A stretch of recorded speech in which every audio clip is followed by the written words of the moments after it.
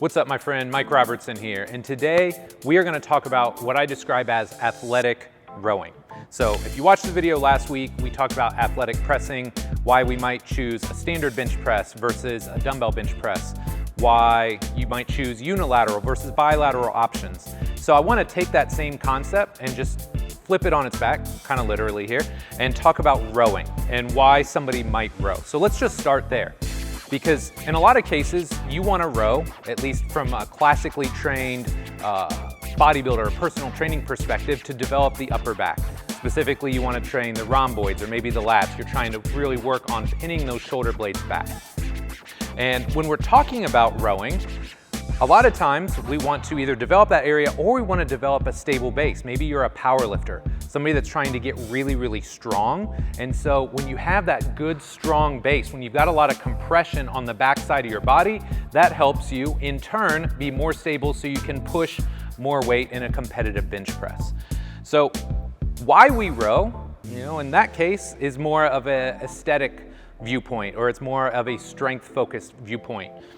When I'm coaching my athletes, it's not so much about just developing that area for looks, it's about developing that area maybe for performance-related benefits. Or maybe I'm gonna have somebody row for a totally different reason. Maybe it's something that is very athletic and dynamic where I'm trying to actually help them turn or help them rotate. So let's start by just looking at standard rowing technique. So if you go in the gym and let's say you're doing something like a chest-supported row.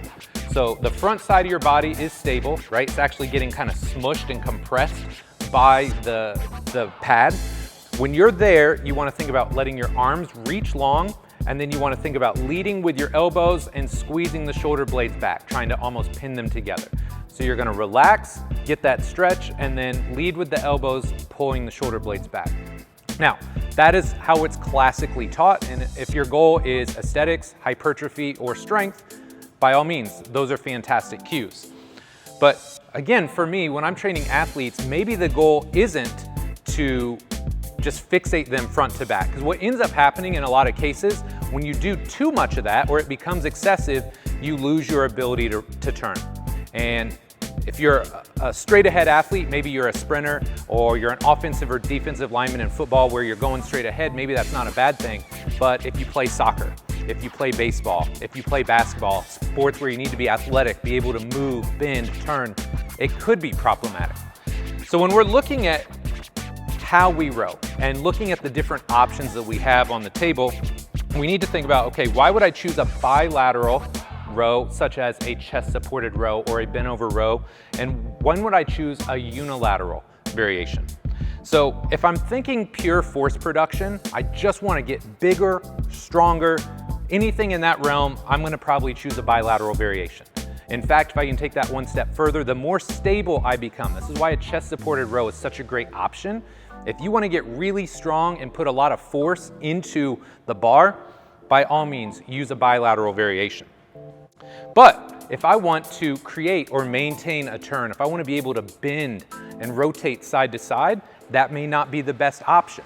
Because when I go with a bilateral, very supported variation, it locks everything into this sagittal plane. It's not gonna allow me to turn. So if I want to create or maintain a turn, that's where I may start using more of my unilateral variations. If somebody's got an asymmetry side to side, maybe they're coming off an injury, that may be a great time to incorporate more unilateral variations. And then last but not least, I like to think of how can I integrate the entire body into a movement. I work with a lot of athletes. So laying face down on a chest-supported row and mindlessly pinning my shoulder blades back may not be the best option for them. Instead, something like a split stance low cable row, where their lower body is forced to be stable. It's forced to own and control position while I move the upper extremity and the torso in some sort of fashion, can be really challenging. A lot of my athletes joke around and they say it's a lower body exercise that is disguised as an upper body activity. So now that we've kind of covered why you might choose one option versus the other, I'm going to break this down and I'm going to take you through some of my favorite training options when we're looking at athletic rowing variations. Okay, so let's break down some of my favorite athletic rowing activities. We're gonna start with a split stance low cable row. Part of the reason I love these types of activities, number one, the unilateral nature of it. It allows me to rotate, but as I alluded to before, when you get one leg in front of the other and now you've got to bring all those pieces together, what looks like an upper body exercise is absolutely crushing your lower body as well, because your foot has to be stable. You've got to be balanced through your leg. Your hip has to be stable. So split stance low cable rows are an awesome option.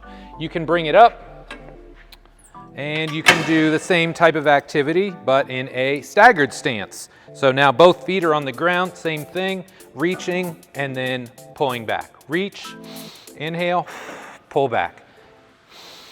Exhale, pull back. So you've got low cable options. You've got options where you're up in a more 90-degree-ish position. You can tie more pieces together. So let's say you want to take your row but add a lunge into it, make it a little bit more dynamic and more athletic.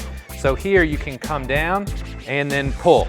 Come down into your lunge and pull. So lots going on here. And then give me just a second. Let me grab some kettlebells and I'll show you a renegade row as well. Okay, last but not least, we've got our renegade row. I absolutely love these. You're gonna get some core, you're gonna get some upper body. You're pretty much gonna feel everything when you do this. So what I want you to do here, good base, reach long through the bells. What I tend to think about is reaching with one arm as I pull with the opposite. So I'm reaching long, pulling with the opposite arm. But if you do this right, man, you're gonna feel core, you're gonna feel your lower half and upper body. All right, my friend, get in the gym, give these activities a shot. I know you're gonna love them. Now, if you want free stuff, go to robertsontrainingsystems.com. Articles, videos, podcasts, it's all there. If you're a trainer or coach, you're looking to level up, go to completecoachcertification.com. Link is in the description. Until next time, I'll see you soon.